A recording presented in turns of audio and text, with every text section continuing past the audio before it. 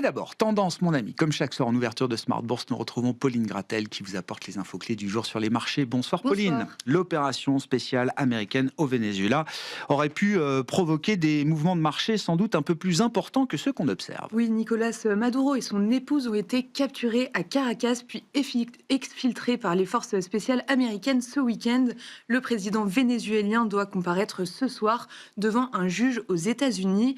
Dans les faits, cela aurait bien pu affoler les marchés, mais à court terme, cela passe quasi inaperçu. Bon, effectivement, et quand on regarde le pétrole, secteur clé, quand les tensions géopolitiques sont à ce point élevées, les mouvements sur le pétrole restent très modérés. Oui, les cours du pétrole affichent une hausse modérée de 1% environ, avec un baril de Brent légèrement supérieur à 61 dollars cet après-midi.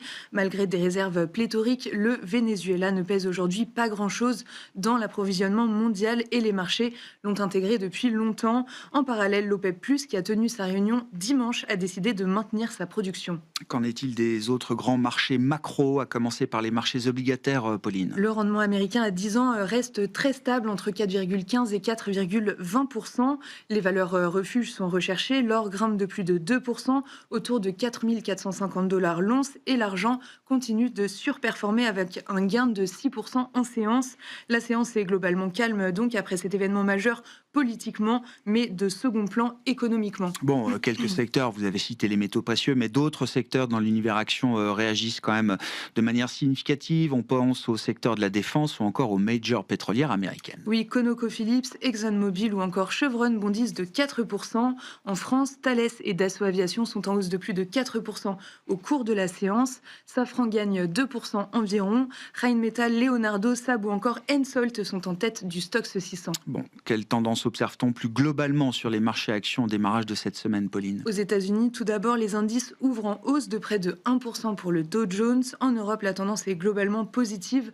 Pour les grands indices, le DAX inscrit un nouveau record et le CAC 40 évolue autour de l'équilibre, autour de 8200 points. À noter tout de même que l'indice VIX de la volatilité bondit de 5%, autour de 15. Et puis, du côté des marchés asiatiques, que faut-il retenir de cette séance aujourd'hui ? Ils ont clôturé en nette hausse, toujours portée par l'IA et par la tech, avec un gain de 3% pour le Nikkei et de 2% pour le CSI 300. Le Kospi inscrit un nouveau record, comme les indices taïwanais et le MSCI Asie-Pacifique. Côté obligataire, les rendements japonais bondissent avec un 10 ans au niveau record de 2,10% et un 30 ans autour de 3,45%, là aussi au plus haut. La semaine macro sera chargée, notamment avec différentes mesures d'emploi aux États-Unis et le rapport complet sur le marché du travail en fin de semaine. Mais aujourd'hui, c'est l'ISM manufacturier américain qui attire l'attention. Oui, pour le mois de décembre, il ressort légèrement sous les attentes à 47,9. C'est également inférieur au mois précédent. Quel sera le programme à l'agenda demain pour les investisseurs, Pauline ? Les investisseurs prendront connaissance demain des premières estimations d'inflation en France et en Allemagne pour le mois de décembre. On regardera aussi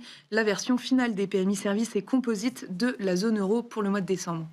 Tendance, mon ami, chaque soir en ouverture de Smart Bourse, Pauline Gratel est avec nous et vous apporte les infos clés du jour sur les marchés.